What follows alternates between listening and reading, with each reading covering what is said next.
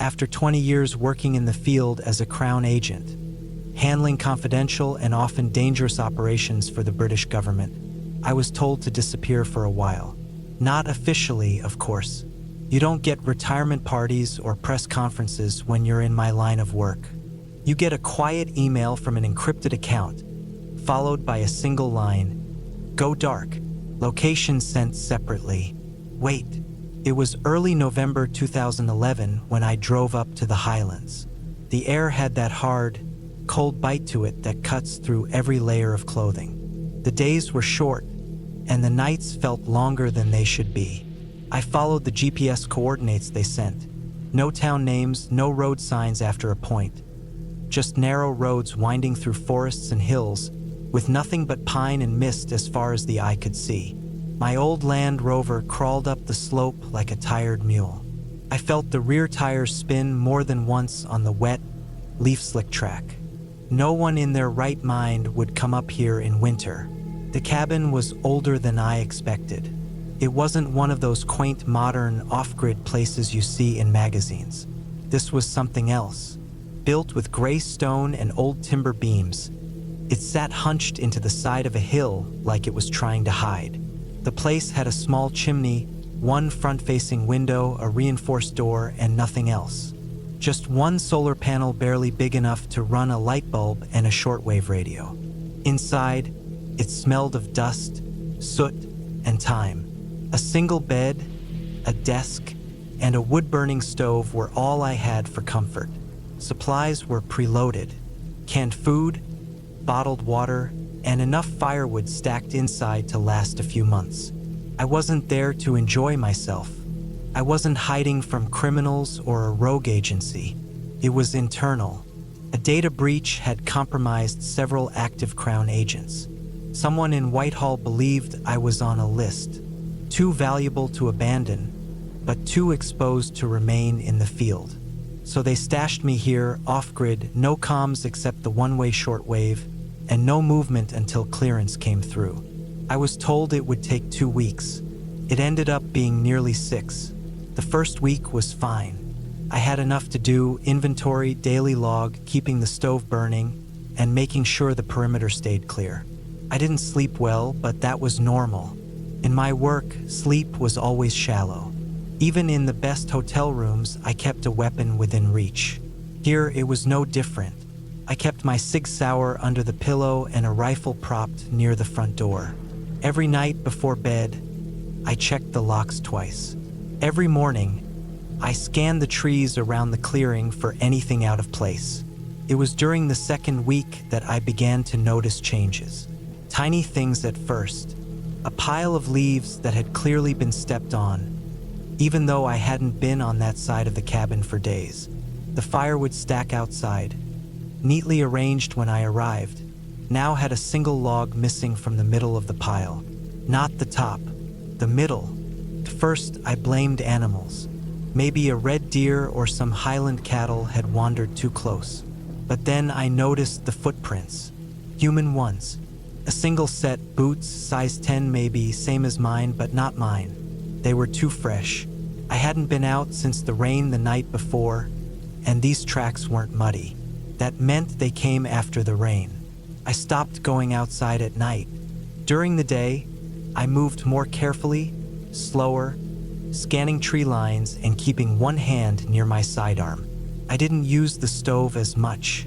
The smoke from the chimney was a signal, easy to spot from a mile out in open country. The solar panel couldn't keep the cabin heated, but I started wearing full gear inside anyway. Gloves, wool layers, boots while I slept. By the start of the third week, things escalated. One morning, I found the radio moved an inch from where I left it.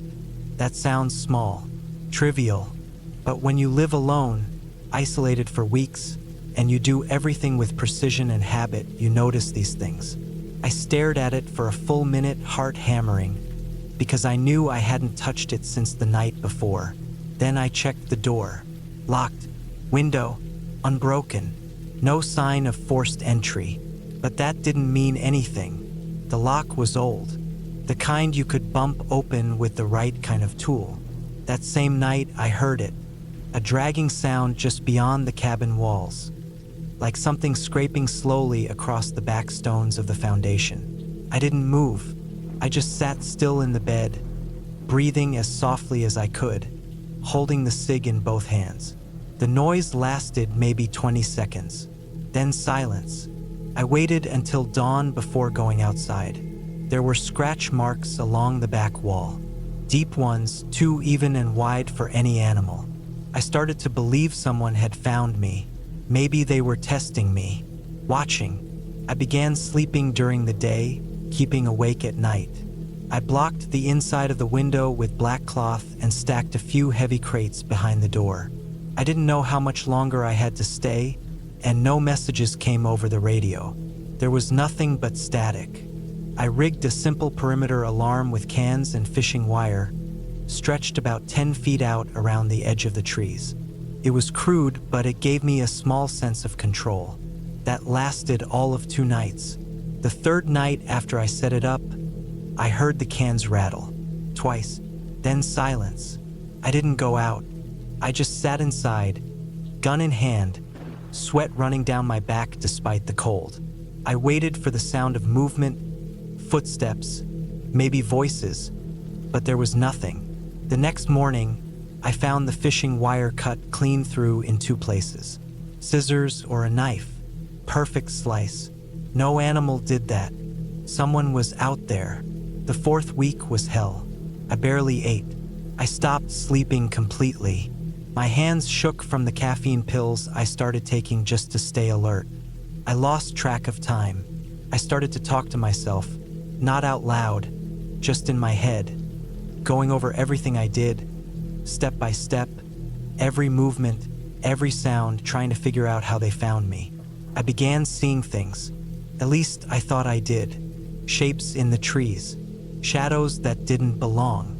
Sometimes I'd see a faint flicker of light way off in the woods, like a flashlight blinked once and vanished. I didn't chase it. I didn't even step outside. I was being hunted, not by a creature, not by ghosts, but by men. Trained ones, like me. Maybe they were old enemies. Maybe it was a cleanup crew. Maybe someone inside Whitehall decided I knew too much, that the breach was bigger than they let on. By the time week 5 rolled around, I was out of fresh water.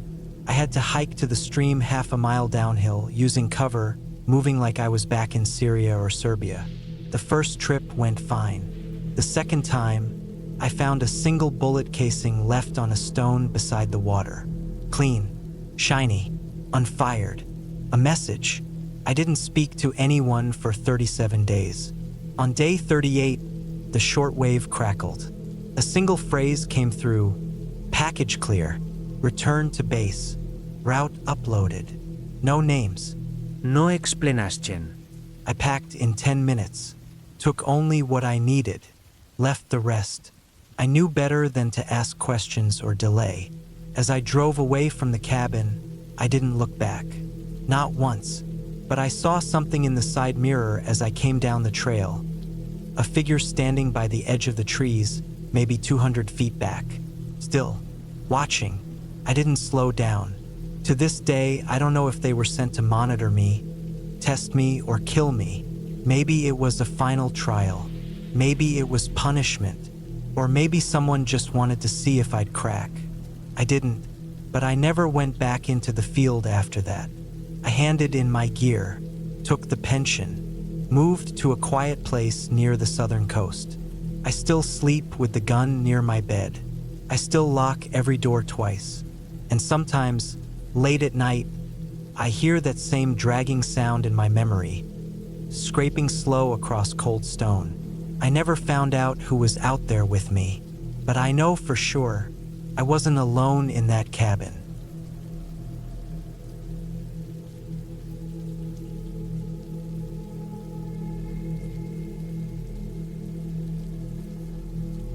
It was late October of 2013 when I decided to take a break from work and clear my head. I had been working as a mechanic in Nashville, Tennessee for nearly 11 years, and the stress had been building up more than I realized. I was 34 back then, single and honestly a bit lost. My dad had passed away the year before, and since then, everything felt heavier. I'd gotten into a routine that felt more like surviving than living. So I packed up some gear, filled the cooler with water and a week's worth of simple meals, and drove up toward the Smoky Mountains. I had no clear plan, just a rough idea to stay off-grid for a few days in a cheap hunting cabin I'd found online. The cabin was located about 12 miles off a paved road, way up in the hills near Robbinsville, North Carolina. It wasn't the type of place with cell service or nearby neighbors. The guy who rented it out left the keys in a small lockbox by the back porch and gave me a code over email. No check-in, no paperwork, just how I liked it. I got there around 3 in the afternoon. The air was cool, crisp, and smelled like damp leaves and pine needles. The gravel road leading up to the cabin was narrow, and my truck barely had enough room to squeeze through some parts without scraping the side mirrors. The trees stood tall and close, some of them already bare, others clinging to the last of their orange and red leaves. The cabin itself was small, made of faded dark wood, maybe built in the 60s or 70s. It sat crooked on uneven ground and had a porch that dipped slightly to the left. Inside, it was basic, a single bedroom with a small cot, a kitchenette with a gas stove and a tiny sink, and a wood stove in the corner. No TV, no radio, no Wi-Fi. I brought a lantern, a pile of books, and a journal. I figured I'd hike during the day, read at night, and spend time alone to clear my head. The first day passed quietly. I hiked a couple miles toward a ridge that had a view of the valley. I didn't see anyone, not even from a distance. No planes overhead, no cars on distant roads. Just complete quiet, broken only by the occasional sound of a bird or a squirrel in the brush. I went to bed early that night, around 8, and fell asleep fast. It was on the second night that I started to feel off. Not scared exactly, but aware, like my senses had tuned up without me realizing it. I kept waking up to silence, but not peaceful silence. More like something was missing. The bugs had gone quiet. There was no wind. Felt like the forest was holding its breath. That next morning, I found boot prints near the edge of the porch, in the wet dirt. They weren't mine. I wore size 10 hiking shoes. These were bigger, maybe a size 12 or 13. The pattern on the soles was different too. Not like any modern hiking boots I'd seen. More like an old-style work boot. Deep treads with the heel wearing unevenly. One side dug deeper into the dirt than the other. I stood there for a while, staring down at them. My stomach felt tight. It had rained briefly during the night, enough to soften the dirt, but not enough to wash away those prints. They were fresh. I hadn't heard anyone. No footsteps, no knocking. Nothing. I circled the cabin, looking for more. Found another set of prints by the back, near the woodshed. Same size, same tread. They led to the trees and stopped. No tire marks, no trash left behind. Just those tracks, like someone had walked out of the forest, stood near the cabin, then left. I didn't pack up right away. Maybe I should have, but I told myself it was probably a hunter. It's not unusual for hunters to wander through private land in those parts, especially if they think the cabin's empty. Still, I started carrying my folding knife with me, even when I went to relieve myself in the trees. That night, I couldn't sleep. I kept the lantern on low, just enough to see the outline of the room. I left my boots by the door, sat on the cot, and listened. Every creak of the old wood felt louder than usual. The wind had picked up, and the trees scratched against the cabin siding like fingers. Around 2 a.m., I heard a noise on the porch. Not an animal. I know the sound of a raccoon or a fox sniffing around. This was heavy, deliberate, like boots on wood. I didn't move. My knife was in my hand, blade already open. I didn't breathe. There were slow steps, 3 of them, and then nothing. No knock. No voice, just silence. I waited like that for maybe half an hour. When I finally worked up the courage to peek out the side window, I didn't see anything. No figure, no shape. But when I opened the door a crack and shined my flashlight at the porch floor, there were more prints. Fresh, damp, heading toward the front door, but none walking away. I stayed awake until morning. That day, I didn't hike. I barely left the cabin. Just sat at the table watching the woods through the windows. I kept trying to tell myself it was nothing. Maybe I had tracked in those prints without noticing, even though I knew I hadn't. Maybe someone was playing a prank. But who would? There wasn't another cabin for miles. No teenagers messing around up here. This was real backwoods country. Locals don't do that kind of thing. I lasted one more night. The next evening, as the sun dipped below the trees, I locked up the cabin as best I could. I wedged a chair under the doorknob, dragged the cooler in front of it, and blocked the windows with old furniture. I didn't plan on sleeping. I was going to wait out the night and leave at first light. Around 11 p.m., I heard something again. This time it was different. The footsteps weren't cautious. They were fast, circling the cabin. I heard sticks breaking, leaves crunching, then silence again. I sat in the corner with the knife and my flashlight aimed at the door, waiting for something I didn't want to see. Then came the knock, just once, soft, like someone was testing to see if I'd respond. I didn't move. There was another knock. Then the doorknob jiggled gently, then silence again. For hours, I stayed like that until the sky began to lighten. As soon as I could see outside clearly, I pushed everything off the door, opened it fast, and stepped out with my knife ready. Nothing, no one, but the prints were back. A full circle around the cabin. They looked like the same boots, but something was different. They were dragging slightly now, like whoever made them had a limp. I packed my gear in under 10 minutes. I didn't even bother folding anything, just shoved it into bags. I left the food behind, left the extra water, left my journal on the table. I drove down that gravel road like I was being chased. It took me a long time to calm down after I got home. I didn't tell anyone for a while. When I finally did, people laughed it off or said I imagined it. But I know what I saw. I know what I heard. That wasn't in my head. That wasn't some animal. It was a man, a real man, someone who knew I was there, someone who watched, waited, and wanted to scare me. Maybe worse, the guy who rented the cabin never answered my follow-up emails. I found out later he stopped listing it altogether. Maybe he knew something, or maybe someone else had gone up there and never come back. Either way, I haven't been to the mountains since.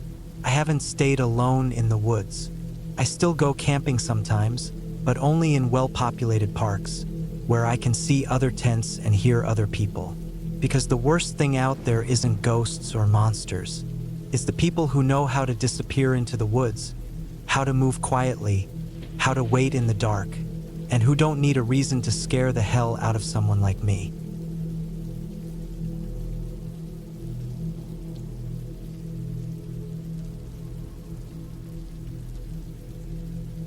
I was 31 when I decided to leave the city for a while. That winter had drained me. I was working 12-hour shifts at a tire warehouse outside Columbus, and between the cold, the noise, and the same routine every day, I needed a break. I didn't want company or sightseeing or social media. I wanted woods, wind, and silence. A friend of mine from high school, Owen, had told me a year earlier about an old cabin his cousin had stopped using after he moved to Arizona. It was far out in central Kentucky, tucked near a rundown graveyard that dated back to the late 1800s. Owen said it had no Wi-Fi, barely any cell reception, and that nobody ever really went there anymore. Just birds, raccoons, maybe a few deer. It sounded perfect. I got directions from him over text, packed my duffel with thermal layers, a few canned goods, a propane stove, and enough coffee to survive a week. I left early on a Thursday morning in March 2017. The drive from Columbus to that part of Kentucky was mostly uneventful. Some rain around Lexington, a few road closures, but by 3 p.m., I was off the main roads and moving along a rough, one-lane dirt trail with brush scraping both sides of my truck. The last 2 miles to the cabin weren't even road anymore. I had to park on a grassy patch near a rusted-out gate, then hike the rest of the way in. The trail was narrow and half-frozen in places, shaded by tall pines and leafless oaks. My boots crunched through a thin layer of ice on top of the mud. It was dead quiet except for wind. Eventually, I reached the clearing. The cabin stood maybe 40 yards from the edge of a sloped hill that overlooked the old graveyard Owen had mentioned. I wasn't prepared for how close it really was. From the front window, you could clearly see the rows of leaning, weather-beaten headstones, some just stumps of crumbling stone with faded carvings. A few were newer, probably from the 1960s or 70s, but most of them looked like they hadn't been touched in decades. The cabin itself was basic. A single room, wooden walls grayed with time, a stone chimney that leaned a little, and a front door that creaked like something out of a horror film. Inside, it was dry and mostly clean. Dust covered everything, but there wasn't any mold or animal mess. There was an old iron stove for heat, a cot with a thin mattress, and a wooden table near the window. I dropped my gear and got to work getting the place warm. I had brought some firewood in a bundle from home, just enough to get a blaze going while I collected more from the woods nearby. The stove smoked a bit, but eventually started pulling right. The smell of burning oak filled the cabin and took the chill off. That first night was quiet. I sat outside after dark, wrapped in a thick flannel, sipping instant coffee from a tin cup, staring out across the slope where the graveyard lay. The moon was bright enough to light up the headstones, and the wind made the grass ripple like water. It was beautiful in a strange way, but also not easy to look at for too long. Something about that many graves so close by felt heavy, but I was tired. I went inside, bolted the door, and passed out. I woke up around 3:30 a.m. to a noise. It sounded like something metallic being dragged. I sat up fast, heart pounding. The stove was still faintly warm. I stayed frozen for a while, trying to listen. It was quiet again. No wind, no animals, just dead silence. I didn't sleep much after that. The next morning, I chalked it up to nerves. I'd been working myself into the ground for years. Maybe I was just hearing things. I made coffee, ate some jerky, and hiked the perimeter of the area for a bit. There were no fresh footprints in the mud near the graveyard. The metal gate was still closed. I felt better after walking. I chopped wood for a few hours and settled into a rhythm. But that night, it happened again. This time, the noise came earlier. Around 1 a.m., I heard it, metal on stone, dragging, slow. I sat up on the cot and didn't move. I could hear it outside, maybe 20 feet from the cabin. I didn't have a gun, but I had a hatchet, and I held it in both hands while I crouched near the window and peeked through the cracks in the wood paneling. Couldn't see much. The moon was blocked by clouds, but I thought just barely. I saw something low to the ground, maybe a figure crouched down between two graves. Not standing, crawling. I stared, not blinking, and it didn't move again. After 10 minutes, the clouds passed, moonlight came back, and the graveyard was empty. By morning, I was on edge. I walked through the graveyard, one slow step at a time. The air felt heavy. A few of the older headstones had moss disturbed around their base, like something had rubbed up against them. That could have been animals, but there was no real scat, no tracks. Just weird, half-cleared patches of moss, like they'd been scraped by something smooth. On the fourth night, I barely slept at all. I sat with the lantern lit, the hatchet by my side, listening to every crack and groan of the old wood. Around midnight, I heard a soft thud against the back wall of the cabin. Then nothing. I stood up slowly, trying not to make the floorboards creak.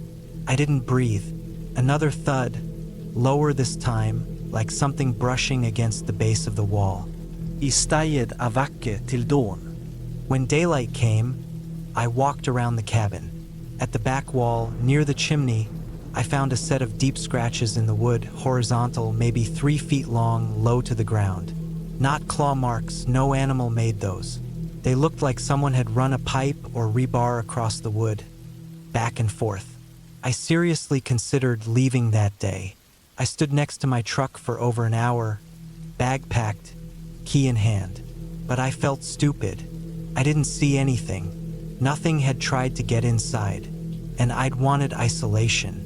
Maybe I just found too much of it. That night, I built the fire bigger. I sat with my back to the stove so I could see the window. I didn't light the lantern this time. I wanted my eyes adjusted to the dark. And then, around 2 a.m., I saw it again. Someone or something was moving slowly through the graveyard. Not upright, crawling, dragging.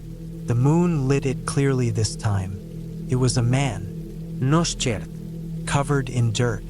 His skin looked pale and tight, like it hadn't seen sun in years. He crawled between the graves, dragging what looked like a small metal rake or something homemade. He used it to scrape at the base of the headstones. I froze. He moved slowly, one grave at a time. Then he stopped and looked toward the cabin. I ducked down. My heart was beating so loud I thought it would give me away. I stayed there for over an hour, crouched behind the table, not moving. When I peeked again, he was gone. I waited until dawn. I didn't even pack properly. I left half my stuff in the cabin, jogged to the truck, and drove until I had signal again. I never went back. I told Owen everything. He swore up and down that no one lived out there, that the land hadn't been touched in years. I didn't argue. I didn't ask questions. I just told him to never offer that cabin to anyone again. 3 months later, I checked online for any news about the graveyard or surrounding land. I didn't expect to find anything, but I did. A local man, late 60s, was found dead in the woods about a half-mile from that cemetery, malnourished, covered in sores. He had a makeshift metal tool with him. Authorities said he might have been squatting in the area for years, living off roots, roadkill, whatever he could find. Nobody knew his name, no ID, just bones and skin. They found signs that he'd been sleeping in shallow holes around the cemetery, digging, scraping. They buried him in that same graveyard, in an unmarked grave. Sometimes late at night, when I can't sleep, I still think about that crawl, that sound of metal dragging stone. I wonder how many nights he'd been out there, long before I came, how many people he watched from the shadows, never being seen. And I wonder if, even now, he's really gone.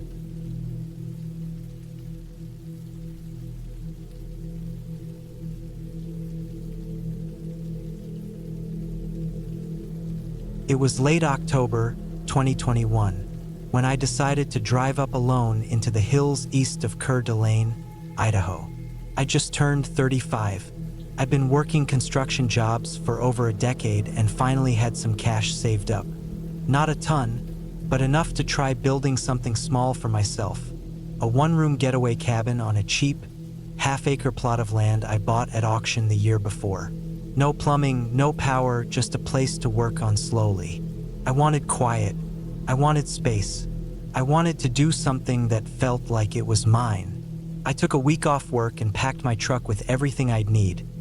Framing tools, hand saws, a big tarp, sleeping gear, food, water, and enough lumber to get a start on the frame and subfloor. The weather had been decent when I left town. Clear, mild. Cold at night, but dry. It was a good time of year to work outside. No mosquitoes, no people, and the first snow was still a few weeks out. The land I owned sat back about a mile from a gravel road. No one lived nearby. You had to walk a narrow trail through woods that dropped down to a marshy clearing. The property itself was nothing fancy. Thick with brush, a few old cedar stumps, and soft, uneven ground, but I liked it.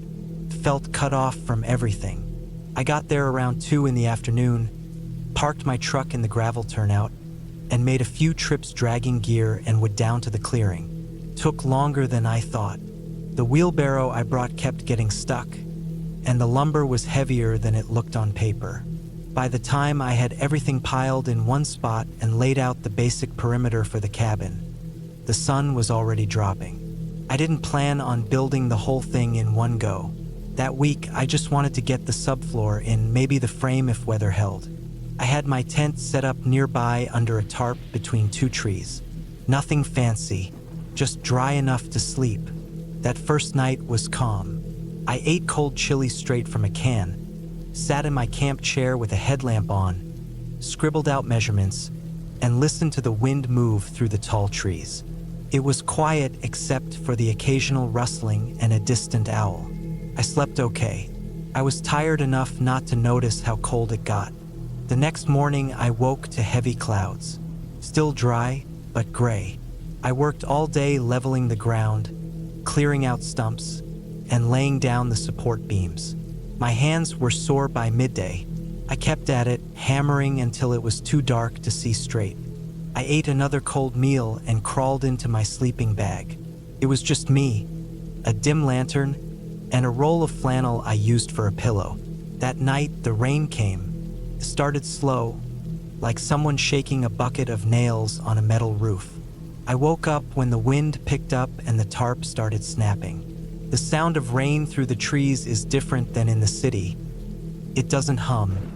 It hisses. It doesn't stay steady either. It comes in bursts, loud and hard, then disappears for a few seconds before coming back even harder. I lay there listening, watching the nylon of my tent bulge in the gusts. A few drips came through the seams. I shifted deeper into my sleeping bag and tried to ignore it. Sometime around 3 in the morning, I heard something out past the trees. Not an animal exactly. It was too quiet for that. It sounded like something moving carefully through the wet brush. I stayed still. I've camped alone plenty of times, and I've learned not to overreact to noise. A raccoon maybe, or a deer, possibly even just branches rubbing together in the wind. But it didn't sound natural. It had rhythm. 2 steps, pause. Another, then silence, then more steps. I didn't get up. I just lay there listening. My heart was beating harder than it should have been. I kept telling myself it was nothing, just the kind of paranoia that comes when you're out in the woods too long without real walls around you. But it felt wrong. I finally sat up, unzipped the tent, and shined my flashlight out. Trees. Then, mist. That's all I saw. But I swear I felt something. Not something watching exactly, just something there. Something that didn't fit. I stood for a while, barefoot in the mud, flashlight bouncing through the trees. I didn't move. I just waited. The wind blew my tarp half loose and it flapped violently. Eventually, the rain picked up even harder and I gave up, zipped the tent back, and lay down with my boots still on. I barely slept. The next morning, everything was soaked. The tarp had half collapsed, my tools were wet, and the ground was pure mud. I worked anyway. I was angry more than anything. Angry at the weather, at myself for not prepping better, and at how little progress I'd made. My fingers were stiff, and the mud kept shifting under my ladder as I tried to fix the joists. I kept having to reset things. Around noon, I thought I saw something down the trail. Figure maybe, just for a second. It vanished behind a tree. I froze, stared, waited. Nothing. I walked out toward it, tool belt still on, holding a hammer like it meant something. Nothing was there. No footprints. Just wet earth and dripping leaves. I told myself it was my imagination. That night it rained again, harder than before. Thunder in the distance. The tent walls shook. Water seeped in through the floor. I pulled my sleeping bag onto a dry patch but couldn't get warm. I stayed up most of the night, headlamp on, waiting for some noise I could make sense of. And then it came again. The steps. Slow. Measured. Just outside the tent, moving through the wet brush. I didn't move. I held my breath. The steps stopped. Then I heard a sound, metal on metal. Not loud, just faint, like someone handling my tools. I jumped up, yanked the zipper open, and shined my light out. Nobody, but my tool bag was open. I hadn't left it that way. I checked every corner of the camp. My saw was missing, my framing square too. I ran the light across the clearing, out into the trees, trying to catch any movement. Nothing, only falling rain and the sound of my own breathing. I stood in the rain for an hour, soaked to the skin, not knowing what to do. I thought about packing up and leaving, but I was too tired to hike everything out at night in the mud. I stayed awake until morning. By sunrise, the rain had finally stopped. I packed everything fast, half of it still wet and caked with mud. I left the frame standing. I didn't care anymore. I just wanted out. When I got back to the truck, I found something wedged under the driver's side windshield wiper. It was my framing square, clean, dry, like someone had wiped it off. I didn't even touch it. I got in and drove. I didn't stop until I was back in town. I showered, changed clothes, sat on the edge of my bed, and stared at the floor. I didn't say anything to anyone. A few weeks later, I went back with a friend, just to check. The cabin frame was gone. Every piece of wood I'd hauled out was missing. My old tarp was folded and left under a tree. There were boot prints all around the clearing. Not mine, not my friends'. They were older, pressed deep into the soft ground. I never went back after that. I sold the plot the next spring for half what I paid. Didn't care. I just wanted it gone. I don't know who was out there. Maybe just some drifter, someone living rough off the grid. Maybe some weirdo who watched people camp alone. I don't care. What I do know is this: I don't build alone in the woods anymore. I don't camp without backup. And I don't ignore sounds in the dark. Some places feel wrong for a reason.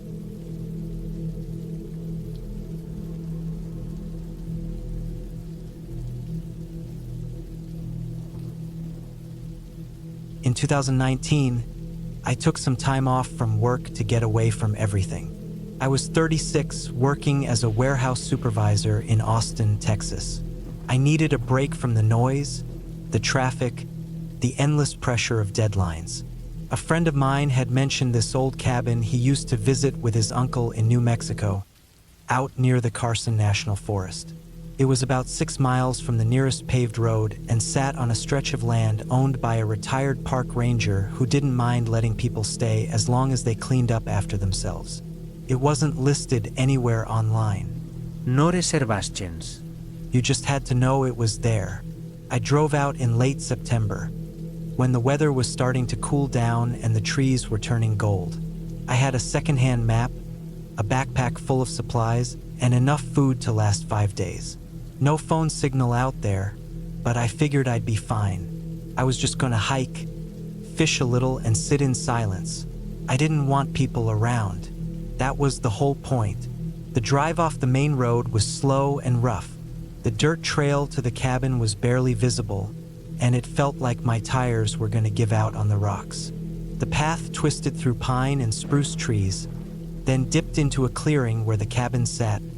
Small, single-roomed, made from old timber that looked gray with age. There was a stone chimney, a locked wooden door, and one window covered with plastic from the inside. The place had been patched together over time, but it still looked solid. A metal water drum sat out back next to a compost toilet built into a wooden shack. I walked the perimeter, checking for wildlife or signs of damage, then unlocked the cabin and stepped inside. Smelled like dust and dry wood. There was a cot against one wall, a shelf with canned food and water jugs, and a small propane stove someone had left behind. No electricity. No plumbing. Just stillness. I sat on the edge of the cot and let myself feel quiet for the first time in months. The first day passed slowly.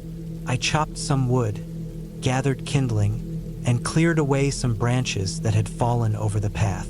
I watched the sun go down through the trees, and the whole clearing turned orange for a few minutes. That night I slept well, with the fire burning low in the stove and the wind rustling outside.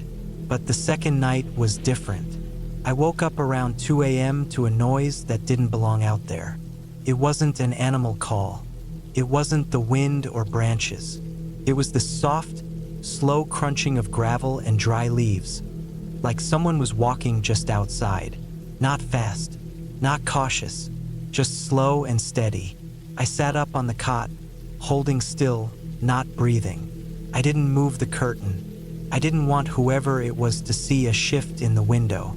After a minute or two, the sound faded, and I told myself it was probably a deer. But I didn't go back to sleep for a long time. The next morning, I walked around the cabin. No footprints. No marks. Just the same dry dirt and pine needles. But I noticed something strange near the back edge of the clearing. There were small pieces of wood scattered in a semicircle, like sticks had been snapped and tossed in a deliberate pattern. I don't know how to describe it, but it didn't feel random. Something about the way they were laid out felt too organized to be from falling branches or animals.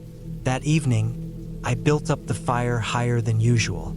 I brought my backpack inside and kept my boots on. I kept telling myself I was just being paranoid. But then around midnight, I heard the sound again. Slower this time, closer, right outside the wall behind my cot. Crunch, crunch, pause. Then nothing. Silence. Not even wind. I didn't move. I just sat there in the dark, barely breathing. The fire had burned down low, and the corners of the room were hard to see. I held the knife I used for cooking and waited, but whoever or whatever was out there never came closer. No knock. No voice, just those few footsteps and then nothing. The third morning, I found tracks. Not boots, not hooves. They looked like bare feet, human-sized, maybe a little wider. But the odd thing was the depth of them. The ground was dry and firm, but the prints sank deep, like something heavy had pressed down hard with each step. They led from the edge of the tree line to the corner of the cabin, then stopped. No return trail, just an end point. I considered packing up right then. I should have, but I didn't want to admit that something was getting to me. I wanted to believe I could tough it out, like I wasn't just another city guy losing his mind out in the woods. I stayed a fourth night. That was the worst one. I didn't sleep at all. I kept the fire going bright. I sat on the floor with my back against the wall, facing the door. Around 3 a.m., I saw movement through the plastic-covered window. Not a full figure, just the shape of a head, bald or shaved close, slowly shifting into view, then pulling away, like someone was peeking in, just enough for me to catch it. I didn't move. I didn't breathe. The silence outside was too perfect. No bugs. No wind. No night birds. 10 minutes later, I heard the scratching. Not on the door. Not on the walls. On the roof. It was light at first, like fingers or claws tracing the wood. Then it moved to the edge toward the stovepipe, then stopped altogether. I waited for the thud of someone dropping down. It never came. The fire cracked inside the stove, and that was the only sound for the rest of the night. When dawn came, I walked outside fast, checking the roof from a distance. Nothing. No markings. But there were more prints in the dirt. Deeper now, more of them, circling the cabin like someone had walked around it several times. Some prints overlapped each other, going in different directions. I counted at least 3 different sets. That was it. I packed everything in under 20 minutes. I didn't eat. I didn't rest. I didn't even douse the fire. I just took my bag and walked down the trail toward where I'd left my truck. I kept my knife in my hand the whole time. But the strangest part came when I reached the road. My truck was parked just where I'd left it.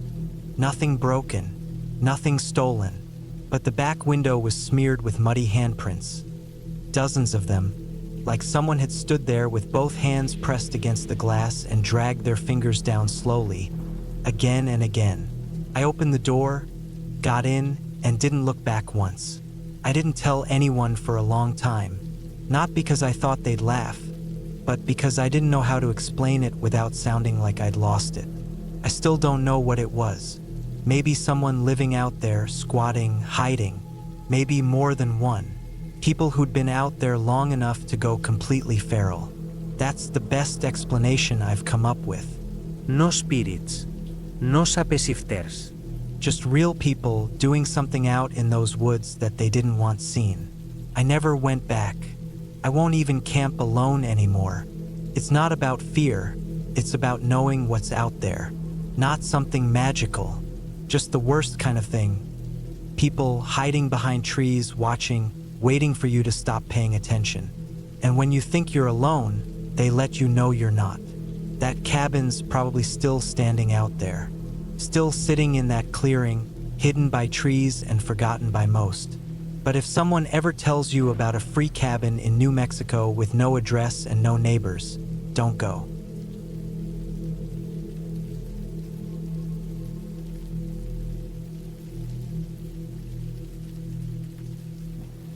It was late September of 2019 when I booked a last-minute stay in a remote wooden cabin on the outskirts of Cumbria, in the north of England. I was 34 back then, and I had just gone through a rough breakup that left me tired, disconnected, and needing to get away from everything for a bit. I didn't want to fly anywhere or go to some touristy hotel. I just needed some fresh air, some quiet, and a bit of space to breathe. The cabin I picked was small and pretty old-fashioned. It sat on a stretch of private land owned by a couple who rented it out to people looking for solitude. The listing mentioned there were no neighbors within a mile, no internet, and barely any cell signal. That sounded perfect to me. It was tucked between a line of low hills and dense pine woods. When I got there, I had to drive half a mile off the main road down a gravel path that curved through trees and past a small stream before reaching the place.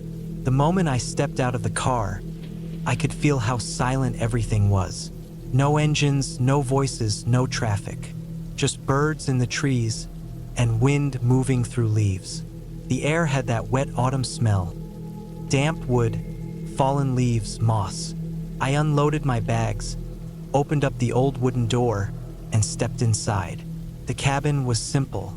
One room with a bed, a table, a couple of chairs, and a tiny kitchen with a gas stove. There was a fireplace and a little stack of chopped wood by the door. The bathroom was a separate shed just a few steps out the back, old and cold but clean. The couple who owned it had left a short note on the counter with instructions on how to use the propane heater and where to find the extra blankets. That first day, I unpacked and settled in. I made a cup of tea, sat by the window, and just listened to the rain tapping softly on the roof. I hadn't felt that kind of peace in months.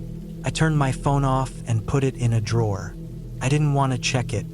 I didn't want to talk to anyone. The next day, I took a walk into the woods behind the cabin. There were old footpaths, mostly just animal trails, but a few looked like they'd been used by people at some point. I followed one uphill for a while and ended up on a ridge with a view of the valley below. It was mostly trees, but I could see another clearing about a kilometer away, and something that looked like another cabin or small building. Back at the cabin that evening, I made a small fire and cooked some eggs and toast on the gas burner. I read a book for a while, then went outside just before sunset. The trees all around were turning red and gold. It was chilly, and the wind was picking up. I stood there for a while, just soaking it in. That's when I first noticed her.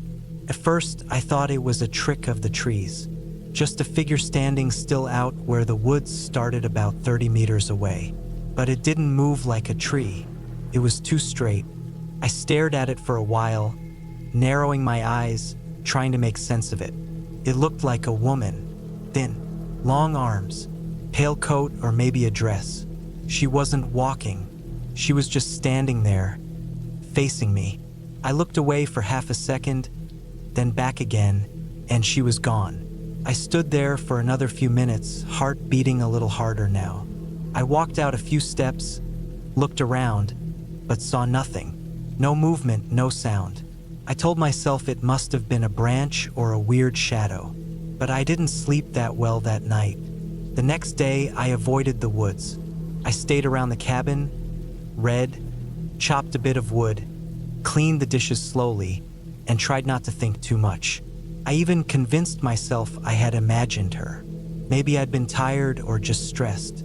I didn't go outside much that evening. I lit a fire, kept the lamps on, and stayed inside. By the third night, the unease was back. Around 11 p.m., I stepped outside to use the bathroom shed. I had a torch in my hand, the kind that gives off a narrow, bright beam. I finished up and stepped out of the shed, and as I turned back toward the cabin, I saw her again. She was closer this time, standing right at the edge of the woods, still, upright, facing me. My torch caught her face for a second. Her skin looked pale, grayish.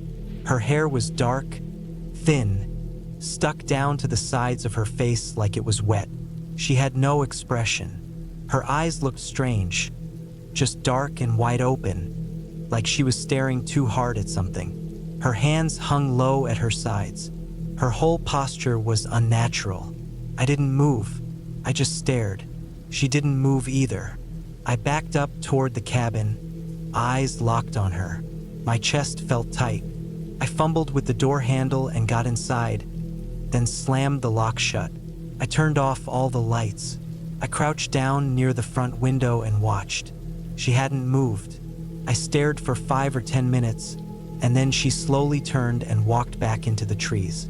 I didn't sleep at all that night. I kept checking the window, listening for sounds. I kept thinking, why hadn't she said anything?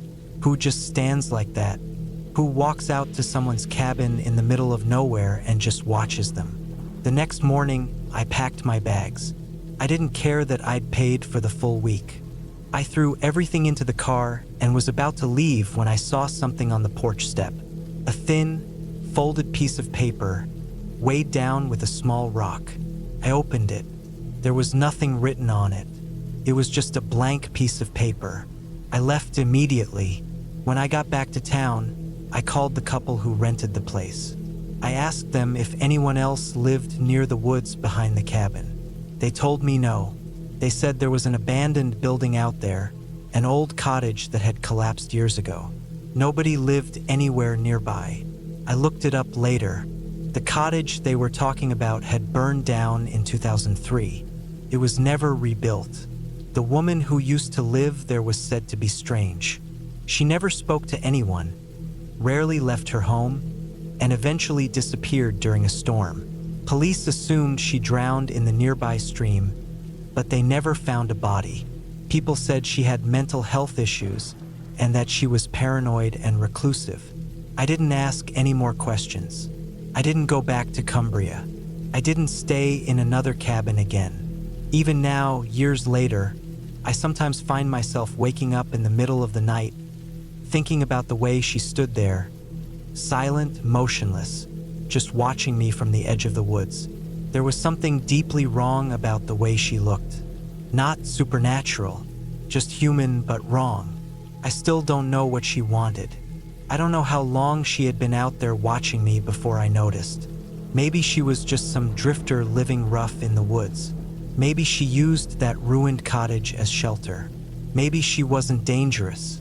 But the way she stood still like that, the way she came closer each night without saying anything, leaving that blank piece of paper on my doorstep, it didn't feel harmless. It felt deliberate. It felt like I was being studied. And whatever she was doing out there in those woods, I wanted no part of it. I never told my family or friends the full story.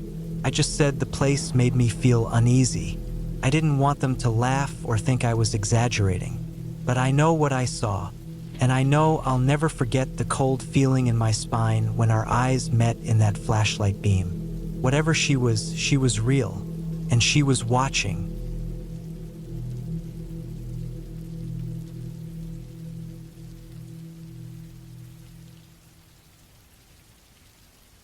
It was late October of 2016 when I drove up into the northern woods of Michigan.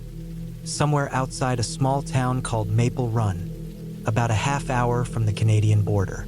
I was 32 at the time and had been hunting most of my life, but this was my first time going fully alone for more than just a night or two. Usually, I'd go out with my cousin or a couple of buddies from work, but things changed that year. Work schedules shifted, one guy moved to Ohio, another had a newborn. I just wanted the silence more than anything, the break from everything. I rented this old hunting cabin for the week, tucked about 9 miles off the nearest main road. The property was owned by an older man who barely used it anymore. He gave me directions that involved turning off the paved road, going through 2 rusted cattle gates, and then following a dirt track through the trees. No cell signal anywhere past the first gate, which I expected. I brought a satellite phone and a handheld GPS in case anything went wrong. The cabin was a single-room structure with a small kitchen, a wood-burning stove, and an old steel-framed bed. There was a small shed out back with firewood and some rusty tools. I got there in the early afternoon and spent the rest of the day unpacking and walking the perimeter of the woods. The air was cold but dry, the ground littered with leaves and pine needles.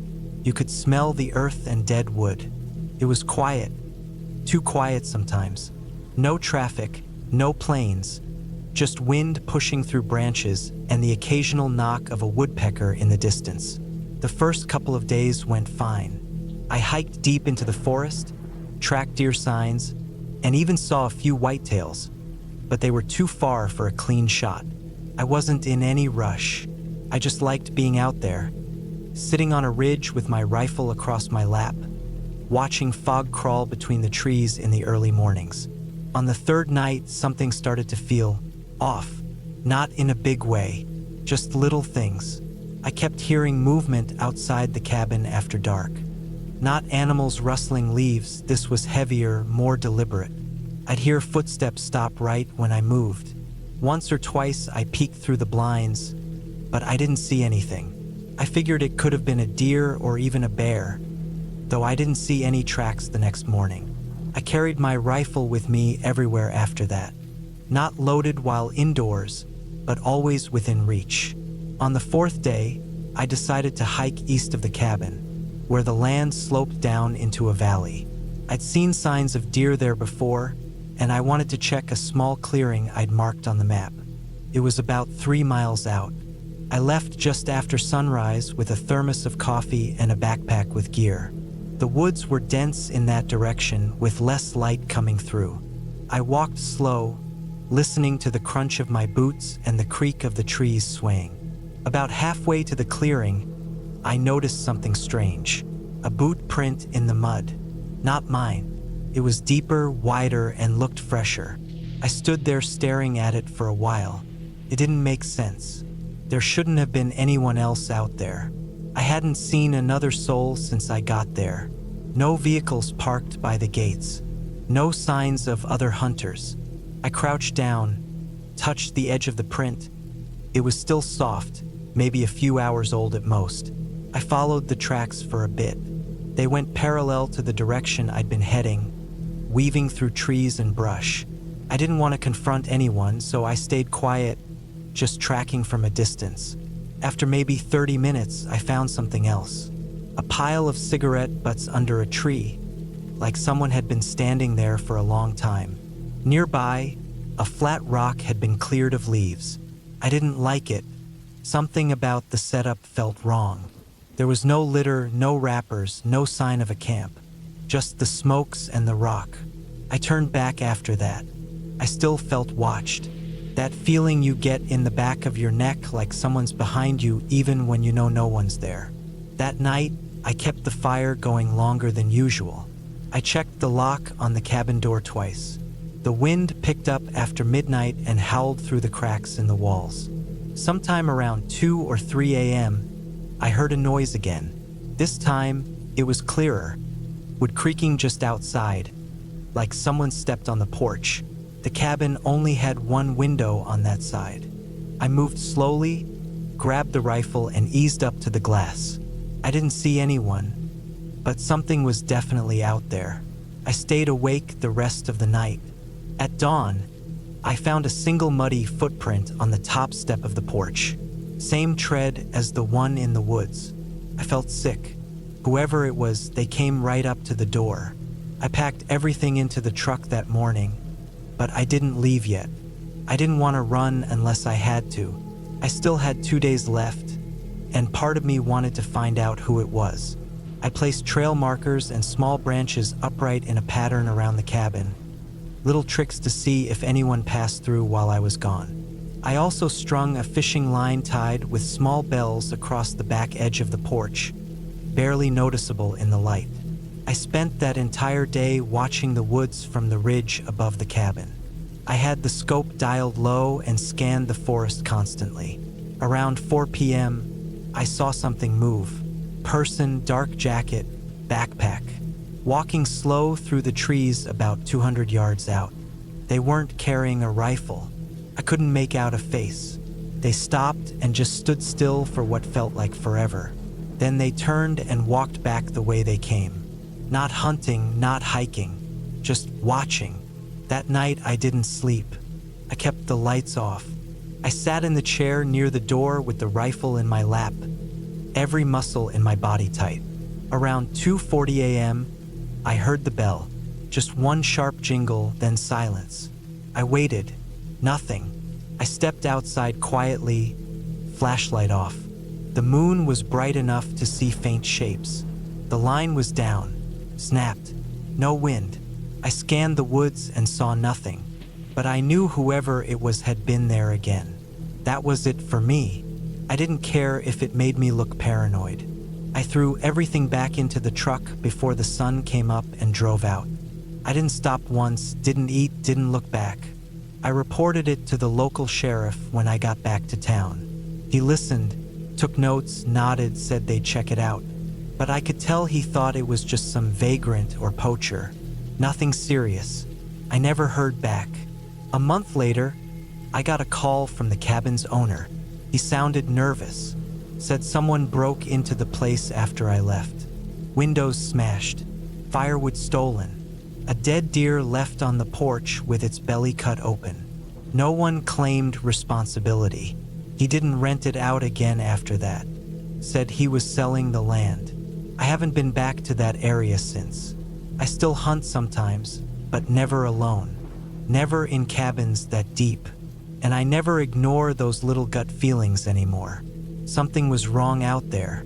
Not because of ghosts or legends, just people.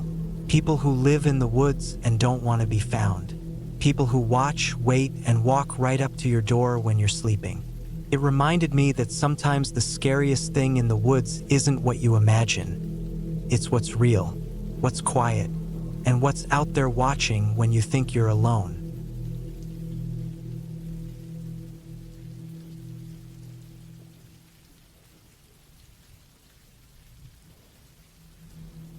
I was 29 when I took a trip out to a remote part of Montana in the fall of 2014. I'd been working 6 days a week at a construction company outside of Boise, and I needed a break. Nothing luxurious or flashy, just something quiet, away from everything. I found a listing online from a guy who rented out pieces of land near the Gallatin National Forest. It wasn't anything fancy, just a long stretch of wooded property with open camping access. No buildings, no running water, no cell service. Exactly what I needed. I drove my old Chevy Silverado up there early on a Thursday morning. The air was already starting to turn colder, and I figured I'd get in a few nights before the snow made the mountain trails harder to drive through. The plan was to hike during the day, cook simple meals, maybe take some pictures, and sleep early. I parked about a mile down from the closest trailhead and walked in with my pack. Everything felt calm at first. Cold, still, quiet, almost too quiet, but I liked that. By the time I reached the clearing I'd marked on my GPS, it was about 5:30 in the evening. I set up camp, just a one-man tent, sleeping bag, a propane burner, and some canned food. There was a shallow creek nearby, which made things easier. No wind. Just the sounds of small insects and the distant calls of birds. The first night was uneventful. Cold as hell, but peaceful. I heard a couple branches snap in the distance, maybe a deer or something moving through, but I was used to that. I camped plenty of times alone. The next morning, I headed northeast toward a ridge I'd seen on the topo map. I took only a small day pack with some water, jerky, and a compass. As I climbed, the trees started thinning and the landscape turned rocky. That's when I saw it. About halfway up the ridge, maybe 2 miles from my campsite, tucked between a line of pines, there was something that looked like the remains of a small structure. At first I thought it was an old hunting blind or a shed, but as I got closer I saw it was much bigger than that. It was a small cabin, one room, wood completely weathered and cracked, the roof half caved in, with moss growing between the logs and broken glass around the frame of what used to be a window. I paused for a while, just staring at it. There wasn't a path that led to it, no old tire tracks, no recent footprints, nothing. Just thick brush around it and a faint animal trail cutting past. Something about it made the hairs on my neck rise. Not because it looked haunted or anything dumb like that, but because it felt like something that had been lost and forgotten for decades. Like it had been swallowed by the forest. I walked around the outside first. The boards were dry and brittle. The door was still hanging on one hinge, crooked and stuck half open. Inside, the light was dim, but I could still see what was left. A broken wooden chair, the remains of an old iron stove, some cans rusted shut, a pile of bones in the corner that I guessed belonged to a raccoon or something small like that. But what caught my attention was the back wall. Someone had spray painted something there, something old and faded. I couldn't make out the full words, but I could see "Stay Out" in black, faded to almost gray. Below that, a bunch of tally marks carved into the wood. Dozens of them, all scratched into the wall at about eye level, some deeper than others. I backed out and stood there for a while. I didn't feel right standing inside. The air was too stale. There was no sign of recent life, no footprints, no trash, nothing modern. But something about it felt wrong, like it hadn't been touched for a long time, and it should have stayed that way. I left the ridge before sunset and made it back to camp before dark. That night, I couldn't sleep well. Every noise seemed louder, closer. I kept thinking about those tally marks, about what made someone carve that message on the wall. I kept brushing it off, telling myself it was just some bored hiker or a kid playing around decades ago. Still, I felt watched. I didn't light a fire that night. I stayed zipped up in my tent and tried not to move. The next morning, I packed up and told myself I'd leave early. But I didn't. I kept thinking about that cabin. Something in me wanted to go back, maybe to get better pictures or just understand what had happened there. So I left my pack behind and headed back up the ridge. It was colder that morning. Clouds were rolling in fast, and the wind had picked up. When I reached the cabin again, everything looked the same, at first. But this time, something was different. The door was closed, fully shut. It had been wide open the day before. I knew I hadn't touched it. I stood there staring at it for a long time, trying to figure out if maybe the wind had done it, or if the hinge had snapped, or if it had always been like that and I remembered wrong. I stepped forward and pushed it open. Creaked just like before. Same brittle smell. Same debris. But now there was something new. A boot print in the dust. Not mine. Bigger than mine, angled toward the corner of the room near the bones. I froze. My eyes scanned the room, but there was no one there. Still, I didn't feel alone. I backed out quickly and started heading downhill, moving faster than I usually would. I didn't run, but I didn't stop either. That ridge had started to feel like it was pressing down on me, and every sound in the woods felt sharper, more alert. I made it back to my tent and started tearing it down as fast as I could. That's when I noticed something else. The zipper on my pack had been opened. I hadn't left it that way. Nothing was missing, but it had clearly been moved. I checked my food bag, same thing. The cord I'd tied around it was loose. I didn't wait around. I packed everything into my truck and got the hell out of there. On the way back, I didn't stop to eat or rest. I drove all the way to a motel outside Bozeman and stayed there for the night. I couldn't sleep well even then. I kept thinking about that cabin, the boot print, the door that had closed, and the marks on the wall, those tally marks. Later, when I told a park ranger near the forest boundary about the cabin, he just nodded slowly. He said there were a few structures like that deep in the woods, old trapper cabins, logging huts, and sometimes even ones that weren't officially listed.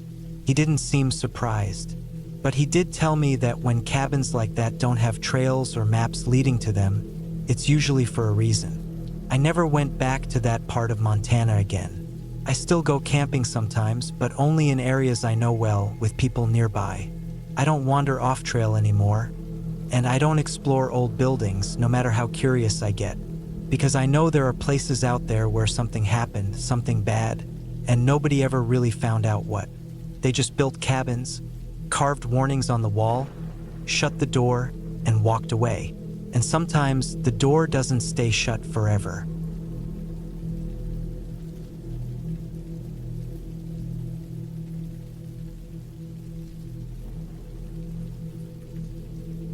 I had rented a small cabin deep in the woods of Maine, near Moosehead Lake. I found it listed on a forum where people talked about quiet places to escape and clear their heads. It wasn't on any vacation site, and the guy who owned it didn't ask many questions. I paid him through an old PayPal account, and he gave me a GPS pin and said the keys would be under a rock next to the steps. I liked that. No noise, no people, no drama, just space and trees. I drove up from Boston in my old black Toyota Tacoma, packed with supplies. Canned food, a big water jug, a lantern, batteries, a hand crank radio, and a small cooler. I brought my own axe and a hunting knife too, not because I expected trouble, but because being out in the woods without tools made me feel naked. The last 2 hours of the drive were all dirt roads and forest trails. Pines stretched up on both sides of the truck, thick and green, swallowing the sun. My GPS kept losing signal, and I had to stop a few times and backtrack. Eventually, I found the clearing with the cabin. It was smaller than I expected. A single story, faded wood, tin roof, and a front porch with a broken rocking chair. Still, it felt solid. Remote. The air smelled like pine needles and damp dirt. I cut the engine and sat there for a while, listening to the silence. The first day went by quietly. I unpacked and checked the place out. It had one room with a bed, a little table, a stove that looked older than me, and a dusty bookshelf stacked with random paperbacks and yellowed magazines. No running water. There was a pump outside and an outhouse about 50 yards into the trees. I collected firewood, stacked it under the porch, and got a fire going in the stove before it got dark. I ate cold beans from a can and listened to the radio static. That night, I barely slept. Not because anything happened, just because the silence was so loud. You don't realize how much sound there is in your everyday life until it's gone. Every crack of wood, every rustle of leaves outside made me freeze. I kept thinking I heard footsteps, but I told myself it was animals, squirrels, maybe a deer.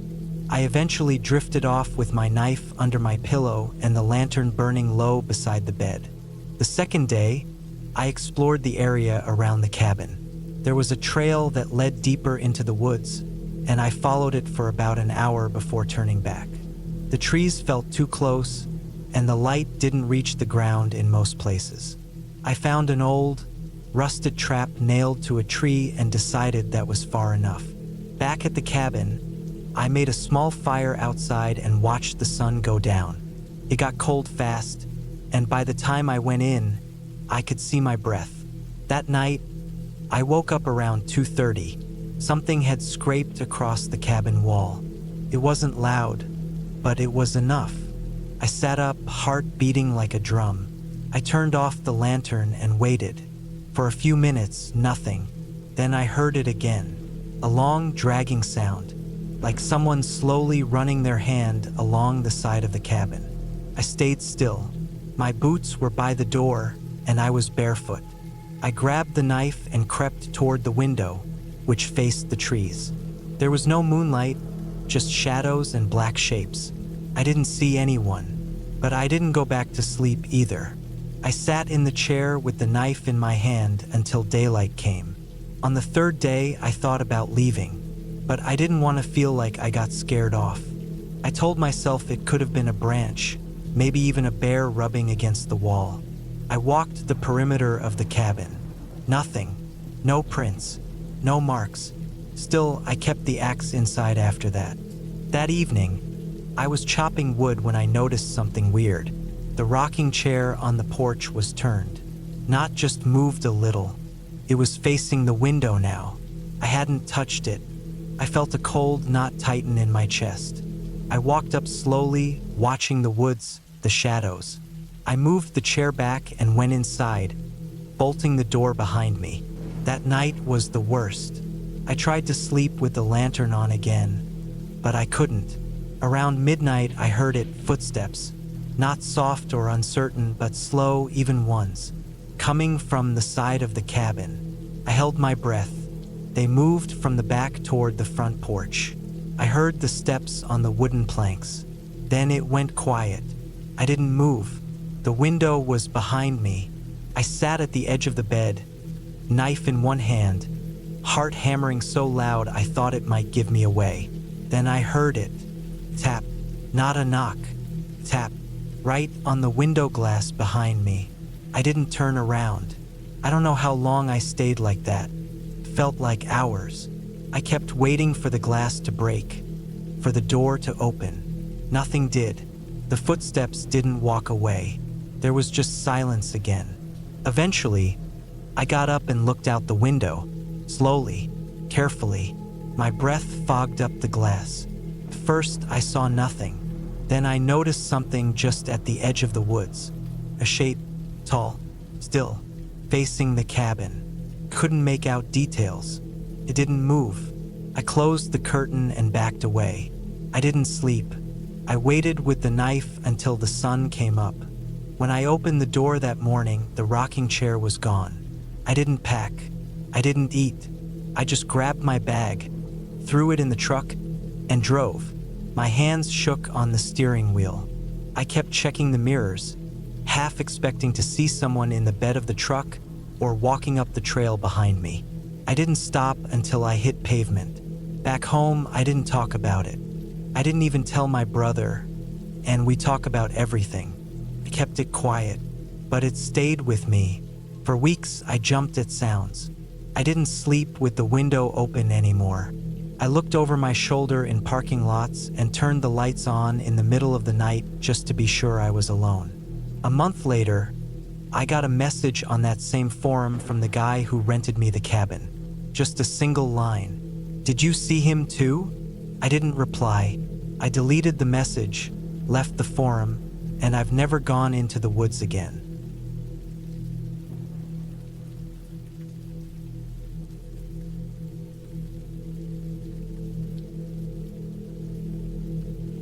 It was late September 2014 when I decided to take a few days off and head out to the old family farm cabin in Kansas. I was 32 back then, working construction jobs around Wichita, and hadn't been back to the farm in years. My Uncle Martin had passed away the previous spring, and since then, the land had just been sitting there untouched. My cousins didn't care much for it, and my dad had moved down to Arkansas after retiring. I figured I'd use the cabin for a long weekend to get away from people and think some things through. The cabin was about 5 miles off the main road, surrounded by nothing but dry, open fields and an old, half-dead windbreak of cottonwoods. I took my old Toyota truck out there, packed with enough food, water, and beer to last me 4 days. I also brought a .22 rifle just in case I ran into coyotes or needed to knock a raccoon off the porch. When I got there, everything was the way I remembered it. Quiet, a little too quiet, and that kind of silence that settles into your chest and makes your ears feel like they're ringing. The cabin was a small, one-story wooden building with a rusted tin roof and a busted screen door that slapped against the frame in the wind. I opened it up, swept out the dust and dead bugs, and set my stuff down. The place smelled like old wood, dried mice droppings, and stale air. I cracked a few windows open. The first night was peaceful. I made a small fire in the pit out back, sat on an overturned bucket, and watched the flames lick at the night sky. I could hear the dry corn stalks rattling in the field to the west. There weren't any stars because of cloud cover, and I didn't see a single light in any direction. Just blackness pressing in from all sides, the wind cutting low through the fields, and that rhythmic creaking of the old barn out behind the cabin. I slept with the window open beside my bed. There was a soft breeze, just cool enough for a blanket, and I drifted off to the sound of insects chirping. But sometime deep into the night, I woke up without knowing why. I lay there, staring at the ceiling. No sound. No crickets. No wind. Nothing. Just that kind of dead air that feels heavy on your skin. I didn't hear anything. Not right away. But I had that strange, crawling feeling in my gut like something was nearby. Eventually, I drifted back to sleep, chalking it up to just being out of the city too long. The next morning, I found tracks around the cabin. Not boot prints, bare feet. They were small, narrow, and clean. Not muddy, not wide like mine, and not worn down like an old farmer's. Just strange. I stood there for a long time staring at them in the dry dirt near the back porch. They came from the woods to the east, circled the cabin once, and then disappeared back toward the barn. I told myself it was just kids from some nearby property, but I'd driven for 20 minutes down an unmarked dirt road to get there. There were no other homes or cabins out this way. That day, I worked on clearing out the barn. It had partially collapsed on one side, and a few of the old tools were rusted beyond saving. I found a raccoon carcass under a pile of hay near the back wall. It had been ripped open. Not eaten, not even dragged. Just open like someone wanted to see what was inside and then left it. That should have been enough to send me packing, but I've always been stubborn. I buried the thing out back and didn't think much more of it. The second night, I kept the windows closed. I was sitting inside with a small battery lantern and a warm beer when I heard something shuffle outside near the woodpile. It wasn't fast. It wasn't like an animal. It was slow and heavy, like someone taking their time dragging their feet through the leaves. I didn't move. I just sat still, listening. Then it stopped right outside the window next to the table. I couldn't see out, but I swear I felt someone on the other side, just inches away, maybe even leaning forward and listening to me breathe. I stayed frozen like that for maybe 10 minutes. When I finally got up and looked out the window, there was no one there, but I saw something else that made my heart drop. There was a dead rabbit, skinned clean, nailed to the side of the cabin with one of the rusted horseshoe nails I had left by the firewood pile. Its eyes were missing, and its mouth was open like it had died screaming. I took my rifle and walked around the whole place. Nothing. I even checked the woods, flashlight in hand, heart beating so loud it hurt my ears. I didn't find anyone. I didn't sleep at all that night. By the third day, I was a wreck. I packed my bag twice, started the truck, turned it off, then sat on the porch trying to convince myself I wasn't scared. But I was, and I was starting to feel like something wasn't right with me. Like maybe I was seeing things, or maybe someone was watching from the trees, just far enough back that I couldn't spot them. That evening, I locked all the doors, moved a shelf in front of the back door, and stayed up with the rifle in my lap. I had a second lantern burning and every curtain pulled shut. I stayed like that, frozen in that chair for hours. I must have nodded off because sometime just past midnight, I woke up again. This time, I heard someone walking on the roof. Slow, scraping steps, moving back and forth like they couldn't decide where to stop. The old tin roof creaked under the weight. It wasn't a raccoon. It wasn't a cat. It was heavy enough that dust rained down between the boards of the ceiling. I aimed the rifle upward and waited. The steps moved to the far edge of the roof, paused, then disappeared altogether. I didn't sleep the rest of the night. When the sun came up, I grabbed my gear, loaded up the truck, and got the hell out of there. I didn't bother locking the cabin. I didn't even look back. 2 days later, when I got back to Wichita, I called my cousin to tell him what happened. He said he'd been out to the cabin a few years ago with his hunting buddies and swore he'd seen someone standing in the field near the barn at night, just watching. He never went back. He didn't even want to talk about it. About a week after I got home, I received a letter in the mail. No return address. Inside was a single Polaroid photo. It showed the cabin. Nighttime. Flash had lit it up. There was a man standing on the roof, shirtless, barefoot, holding what looked like a hunting knife. His face was tilted down toward the camera, but his eyes were blacked out, like someone had scratched them with a key or a blade. I burned that photo in a metal bucket behind my apartment. I haven't been back to that land since. I sold my part of the farm rights to my cousin for next to nothing. I still don't know who that was or what they wanted. I don't know if they live out there, if they were passing through, or if they were watching me the whole time I was there. But I do know this: they weren't afraid of being seen, and they weren't in any hurry, and that's what scared me the most.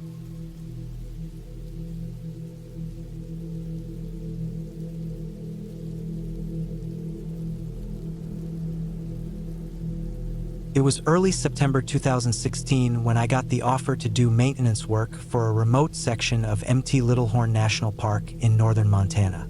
I was 33 at the time and had recently quit my job as a contractor in Spokane. A friend of mine who worked in the Park Service told me about a temporary job. It was mostly manual labor, clearing fallen trees off old trails, checking on wildlife cameras, repairing wooden signs, and staying alone in a ranger's cabin for about a week. I wasn't a ranger, just a civilian they needed for grunt work.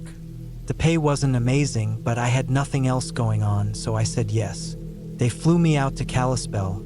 Then I took a long drive north in a beat-up Park Service truck. I signed in at the main ranger station, then met a guy named Bill who handed me a key and gave me a folder full of old maps, trail notes, and a radio. He told me the radio didn't work well up there, but if I needed help, I should try to drive back to the lower road. "Don't get stuck," was one of the last things he said. He didn't smile when he said it. The drive up to the cabin was long and rough.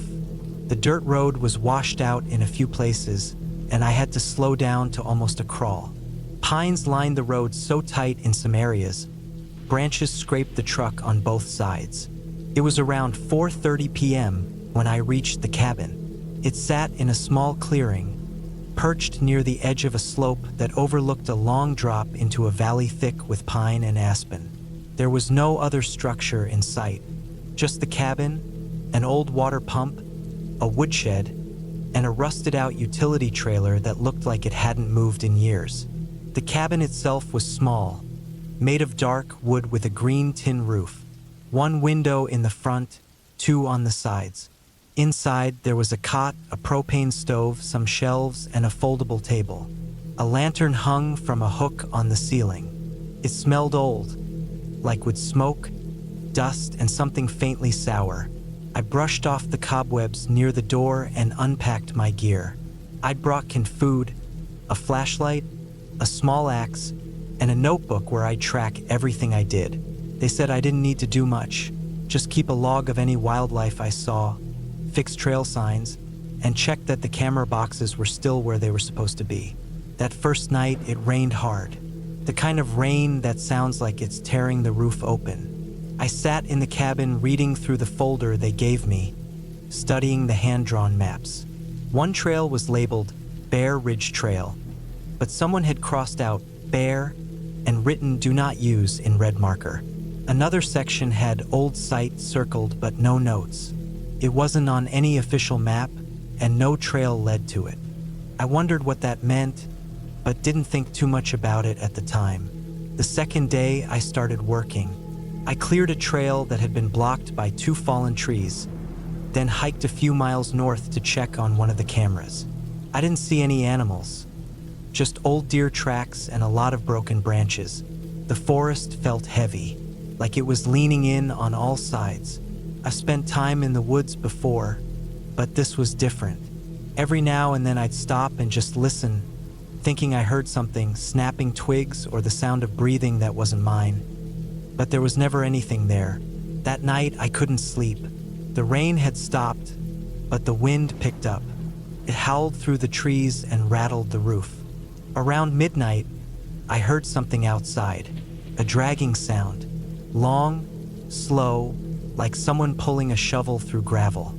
I sat up on the cot, held my breath, and listened. Came from behind the cabin. Then it stopped. I grabbed my flashlight and aimed it through the back window, but the beam hit nothing, just trees and brush. I didn't go outside. The next morning, I checked around the cabin. There were no tracks, no sign of anyone or anything. Just a long mark in the dirt, curved like something heavy had been dragged, then stopped. I didn't like it, but I had work to do. I hiked southwest to check another trail. About a mile in, I found a signpost that had been knocked over. I flipped it back up and hammered it into place using a rock. While I was working, I kept looking over my shoulder. I had the feeling I was being watched. Not followed, just watched. When I returned to the cabin in the late afternoon, I noticed something weird. The woodshed door was wide open. I had closed it that morning. Inside, some of the stacked wood had been knocked over. Nothing was missing, but it looked like someone had rummaged through it. I closed the door again, latched it tight. That night, the dragging sound came back. Same slow movement, same direction, from the trees behind the cabin. I didn't look. I just lay still, holding my breath, heart pounding. It stopped again after a few minutes. That night, I barely slept. The next day, I didn't go far. I stayed close to the cabin, chopping wood and fixing a broken step on the porch. Around midday, I found something behind the cabin. A footprint. Not a boot, but a bare foot. Long toes, deep heel. Too long to be normal. It was pressed deep into the damp soil and led off into the trees. I followed it for maybe 10 feet before it disappeared into undergrowth. I tried to tell myself it was a bear track that got messed up by the rain, but I've seen bear tracks. This wasn't one. That evening, I took the truck and drove a couple miles down the mountain just to get away for a bit. Sat in the truck and ate dinner there. When I came back to the cabin around 8 p.m., it was almost dark. The door was wide open. I know I locked it. I checked the inside. Nothing was taken, but the cot had been moved, dragged a few inches. One of my canned food packs was missing. I found it the next morning, 50 feet into the woods, chewed open like it had been gnawed on. Not clawed, gnawed. Teeth marks. Human looking. For the next 2 days, I stayed inside once it got dark. I'd go out during the day, check cameras and signs, then come back early. Every night I heard dragging. Sometimes it came closer. Once, I heard it circle the entire cabin. I never opened the door, never looked out the window.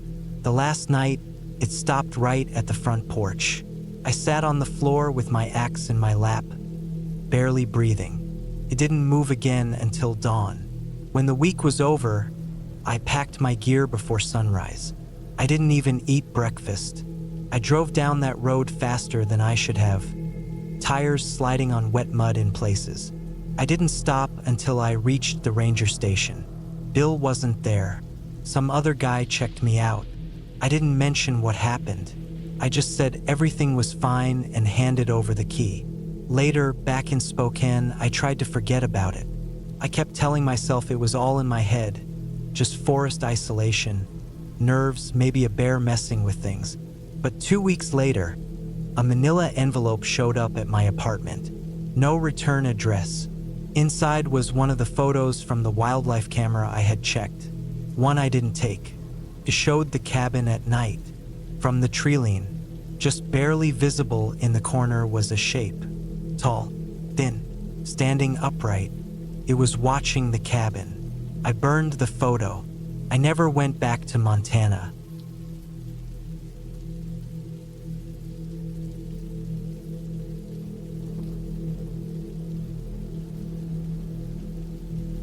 It was late September of 2022 when I drove up north into the forests outside of Missoula, Montana.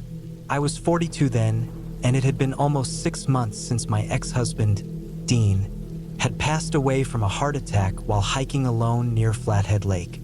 We'd been divorced for over 9 years by that point, and we hadn't talked in nearly 3. Still, he never updated the will. The cabin was left to me. I didn't even know he still owned it.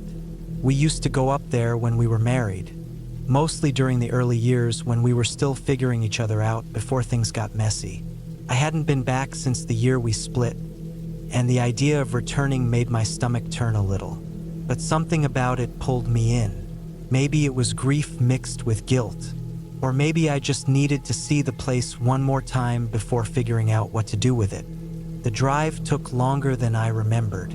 The trees were turning yellow, the kind of yellow that always reminded me of school buses and cheap kitchen curtains. The road turned rough about 20 miles off the highway, just cracked dirt and stones slapping at the undercarriage of my car. I'd forgotten how far back in the woods the cabin sat. Cell signal disappeared halfway through the climb, which was expected. By the time I got there, the sun had dropped low behind the trees, stretching shadows long across the clearing. It looked the same, maybe a little more sagged in the roof, a little more faded in the wood. There were pine needles scattered thick over the porch, and a blue tarp flapped loosely where part of the back gutter had come down. But otherwise, it was just like I remembered, still and quiet, a place that never changed because nobody ever came. I parked off to the side and got out, stretching my back. The air smelled cold and wet, like moss and damp leaves. I had 2 duffel bags with me, one with food and a camping stove, the other with clothes and a small toolbox, just in case.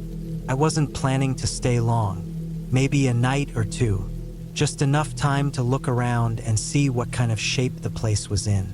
The front door was locked, but Dean had always kept a spare key in the metal box nailed under the deck. It was still there, rusted but intact. When I stepped inside, the floor creaked loud beneath me. Dust floated up into the dim light from the open door. The smell hit me hard. Old wood, mildew, something sharp like mouse urine. I pulled my shirt up over my nose and pushed forward. The furniture was still there. A couch covered with a stained blanket. The wood stove. The small table near the window. Everything was coated in a layer of dust. Some of Dean's things were still lying around. A broken watch on the table, a thick jacket on a wall hook, a pair of muddy boots near the back door. It was strange. I felt like I'd walked into a life frozen mid-step. I opened a few windows to air it out and spent the next hour cleaning. I didn't want to sleep in filth. I swept dead bugs from the corners and wiped off the old mattress upstairs. It was quiet, too quiet. Even the trees outside barely moved. There were no birds, no insects, not even the wind. Just the sound of my own breath and the floor creaking under every step. That first night, I didn't sleep much. I kept hearing sounds. Not big, obvious sounds, just small ones. Scraping, a little thump now and then, like wood popping or something brushing against the outside wall. The kind of noises old places make, but your brain tells you it's something else. I reminded myself that Dean used to say the same thing when we stayed up here, that the woods always sound like someone's walking around just outside, even when they're not. By morning, I'd convinced myself I was just unsettled being back there. I made coffee with some bottled water and ate a cold granola bar while sitting on the porch. There was a strange fog creeping in from the trees, low and thin, hovering just above the ground. The trees stood tall and still, and the air felt heavier than it should have. I didn't like it. I got up and walked around the cabin, just trying to move the feeling off me. That's when I found the first thing that really made my skin crawl. There were shoe prints near the back corner of the cabin. Not mine. Not Dean's old ones either. Fresh. 2 different sets, it looked like, one larger and another smaller, maybe a man and a woman or an adult and a teenager. The dirt was still wet from last night's drizzle, and the prints hadn't dried or been disturbed. They were right up against the wall, as if someone had been standing there, facing the cabin, just watching. I looked around, scanning the woods, but saw nothing, just trees. I listened, still no sound. My stomach turned in on itself. I didn't have cell service. I hadn't told anyone exactly where I was going, just that I was heading to Missoula for a few days. Nobody would even think to check this far up the trail. I tried to stay calm. I told myself it could have been hikers or hunters, maybe just passing through. But I knew how far off trail this cabin was. Nobody came this way by accident. I spent the rest of that day on edge. I checked all the windows, closed the ones I'd opened, and shoved an old chair against the back door. I didn't go far. I stayed close inside mostly. Around dusk, I heard a car engine, faint but clear, somewhere far off down the hill. Then nothing. That night, I couldn't sleep at all. Around midnight, I heard footsteps. Real ones. They moved around the porch slowly. Boards creaked under the weight. Not fast or loud, just soft and steady. One step at a time. I sat up in bed upstairs, my heart hammering against my chest. I didn't have a gun, just a hammer in the toolbox. I heard the doorknob rattle once, then stop.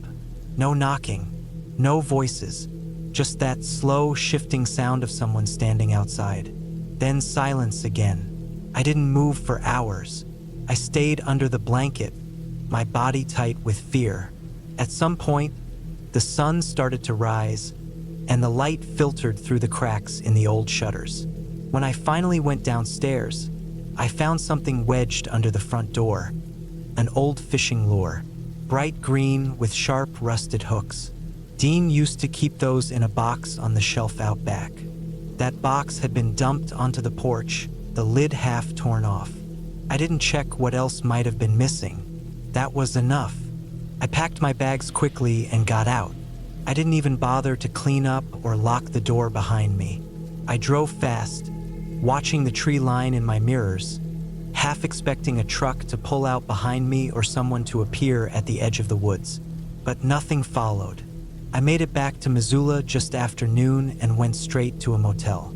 I didn't sleep much for weeks. I filed a police report, but I could tell the officer didn't think much of it. Said it was probably some squatters or kids messing around.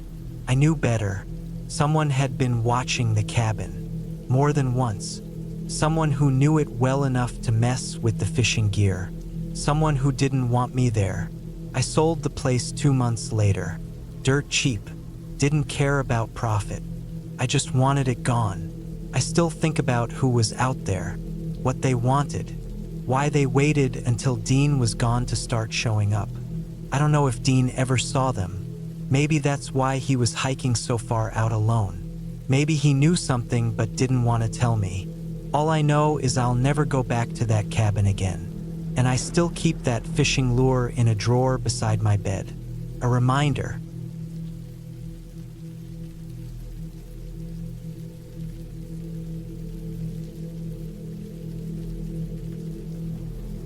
It was late October 2019, and I had taken a week off work to get away from everything. I was 36 at the time, living in southern Colorado, and going through a rough stretch. My dad had passed earlier that summer, and my head hadn't felt clear since. I needed space to think. I needed somewhere quiet. So I packed up my truck, loaded up my dog Milo, and drove up to a small old cabin my uncle used to own near the edge of the Rio Grande National Forest. He hadn't used it in years, and after he moved to Arizona, he told me I could use it whenever I wanted. It was basic, no electricity, no plumbing, but it was standing, and that was all I needed. Milo's a German Shepherd mix, about 4 years old. Smart, loyal, always alert. I'd had him since he was a pup. He was the kind of dog that made you feel a little safer just by being around. The road to the cabin was rough, unpaved and rutted with runoff from recent rainstorms. I had to slow down to a crawl in places to avoid bottoming out. When we finally arrived, the sun was dipping low, and the trees around the clearing were casting long shadows over the clearing. The cabin looked about the same as I remembered it. Weathered wood, a slanted roof, windows smeared with dust and grime. One of the shutters was hanging by a single hinge, and the front steps creaked when I stepped on them. But inside, it was dry and quiet. The place smelled like old pine and dust. There was a cot in the corner with an old mattress, a cast-iron stove, a wooden table with 2 chairs, and some shelves with canned food and firewood. I swept the floor and opened the small windows to let some fresh air in while Milo sniffed around the corners like he was inspecting every inch of it. He always did that in new places. That night, after setting up camp, I made a small fire in the stove and cooked a can of stew over it. I gave Milo some kibble and sat by the door with my flashlight, listening to the wind push through the trees. It was colder than I expected. I wrapped a blanket around myself and watched Milo settle near the door.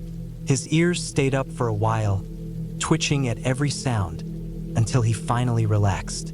I didn't sleep great that night. I kept waking up to small noises outside. Branches snapping, wind howling, things shifting in the dark. Milo barked once around 3 a.m., a short, sharp bark, then stood by the door, growling low.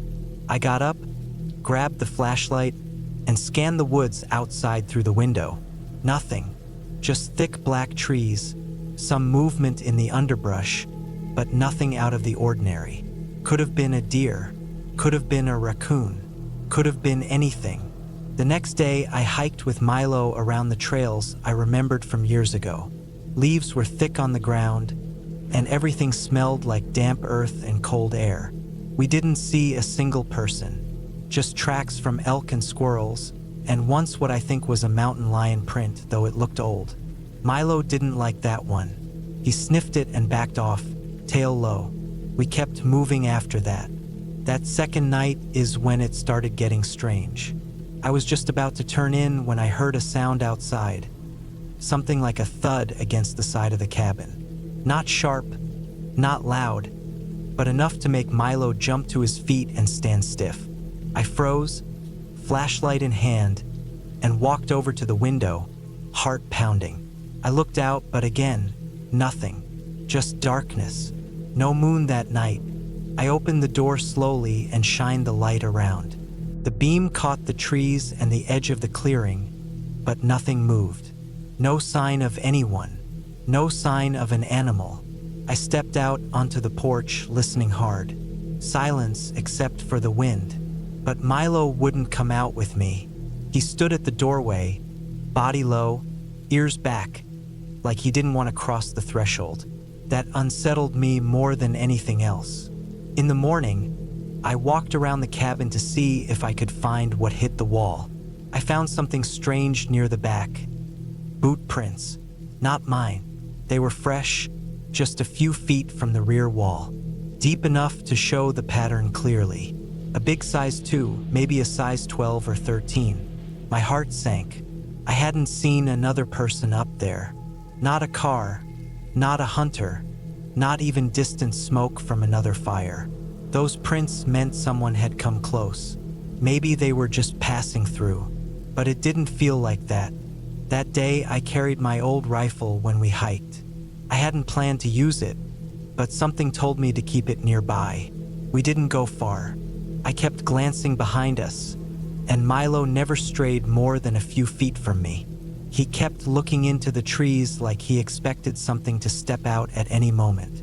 Back at the cabin that evening, I checked the windows and barred the door with a heavy piece of wood I found behind the stove. I kept the fire small so it wouldn't cast much light outside. Milo sat facing the door most of the night, tense, barely blinking. Around midnight, he started growling again, this time deeper. I sat up, heart hammering, and held the flashlight tight. Then I heard it, slow footsteps outside. Not animal movement, deliberate, crunching leaves. One step, then another, then nothing. I didn't move, neither did Milo. He was locked in place, eyes wide, teeth showing. The footsteps circled around. I followed them by sound. I could picture where they were, first on the right side of the cabin, then behind it, then on the left, then silence again. No knocking, no shouting. Just walking. Whoever it was, they were slow and careful, trying not to be noticed. But we noticed. I didn't sleep after that. I sat up with the rifle across my lap, the flashlight on the table, and Milo at my feet. Every little sound kept me on edge.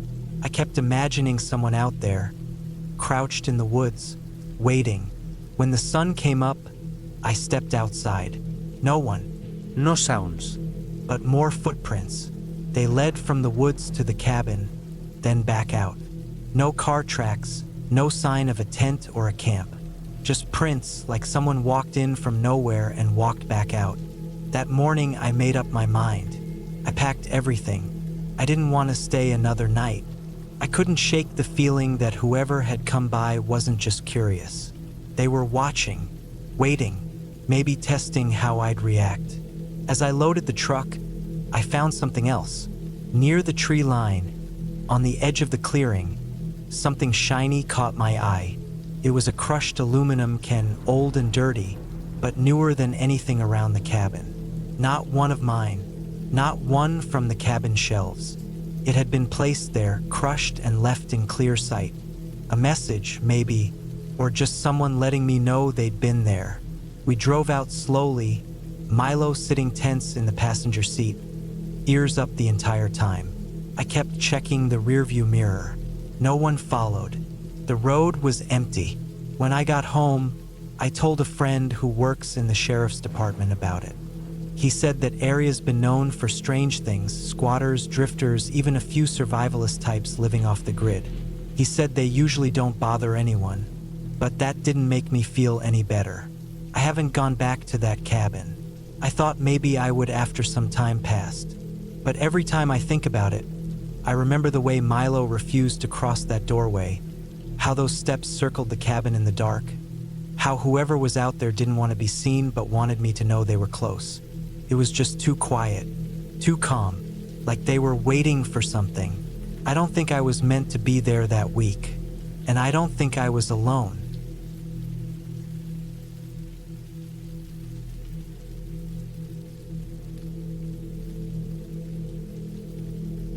I was 36 the summer I took a trip alone to a small cabin in the Upper Peninsula of Michigan. This was back in 2012. I had just gone through a rough patch. Long work hours, a breakup that left me drained, and a general sense that I was burning out fast. I didn't want beaches or cities. I wanted quiet, so I found a cabin listed by an older couple online. No cell service, no internet, no neighbors within a mile. It was exactly what I thought I needed. The cabin sat deep in the woods, past a dirt road that looked like it hadn't been maintained in years. I drove my old Ford Ranger through potholes, mud ruts, and fallen pine needles until I reached the place. It was basic wooden walls, tin roof, a single bedroom, and a screened porch facing out toward the trees. There was a small shed about 20 yards behind it and a path that went down to a shallow creek. No electricity, just a propane tank for the stove and a small wood stove for heat. They told me to bring everything I needed, food, water, even a backup flashlight, which I did. It was dead quiet out there. You don't realize how much noise fills your life until it all disappears. No cars, no voices, just wind through the trees and the occasional crack of a branch somewhere off in the woods. I settled in fast. I'd wake early, make coffee on the propane burner, and sit out on the porch with a book or just stare out into the trees. I'd take slow walks during the day and chop wood in the evening. I was finally breathing again, or at least I thought I was. On the third night, I was outside around dusk, walking back from the creek with a bucket of water when I saw something odd at the edge of the trail. Just off the main path, maybe 30 feet away, there was a tree with the bark stripped off in long, thin slashes. I thought maybe a bear had done it, but the cuts looked too clean, like they were made with a blade. I told myself it was probably old and I hadn't noticed it before. I went back to the cabin, locked up for the night, and tried not to think much of it. The next morning, I decided to walk the same path again. I brought a hatchet just in case. I went back to that tree. The marks were fresh, no doubt now. Sap still oozed down the grooves. I scanned the woods around me, standing there for a long time without moving. Nothing. No tracks. No sounds. Just empty woods. I felt this low tightness in my chest, like something was slightly off, but I still told myself I was just being jumpy. Later that day, I went to the shed behind the cabin. I hadn't opened it yet. The lock on it was broken, just dangling there. Inside were some old tools, rusty hedge clippers, a shovel, some rope, a dented gas can. Nothing unusual, but I noticed boot prints in the dust on the floor. Definitely not mine. My boots were wide and flat. These were longer, thinner, and deeper, like someone heavier had been in there. Maybe someone from the owner's family? I didn't know, but it didn't feel right. That night, I didn't sleep much. Every creak in the wood, every gust of wind felt like something outside. At one point, I thought I heard footsteps on the porch, slow and heavy. But when I shined my flashlight through the window, there was nothing. I sat up for hours, sweating even though it was cool outside. The next morning, I decided I had to check the woods around the cabin more carefully. I walked a slow circle in a half-mile radius. I looked for more trees with bark stripped off. I found 3 more, all with similar long, clean cuts, all in a wide arc around the cabin, as if someone was moving in a loop through the woods and marking spots. That's when the fear turned sharp. It wasn't an animal. Someone was out there, and they'd been close. I thought about leaving early, but I had no cell signal and didn't know if my truck would make it through the road again if it rained. I told myself I'd stay one more night and leave at first light. That night, I barricaded the front door with a heavy chair and placed the hatchet near my sleeping bag. I turned off the propane lamp early and lay there in the dark, just listening. Around midnight, I heard a crack from the woods. Not a random branch falling, but a sharp, deliberate sound like someone stepping on a stick. Then silence. A few minutes later, another sound, closer this time, on the side of the cabin where the bedroom window was. I didn't move. I didn't even breathe loud. I just lay there, heart thudding, staring into the dark.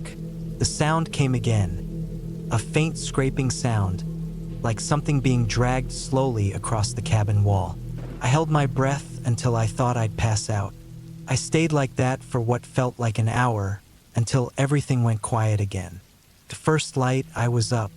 I didn't pack. I just grabbed my keys, water, and the hatchet.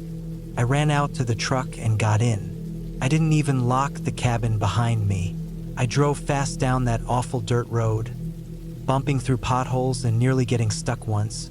But I didn't care.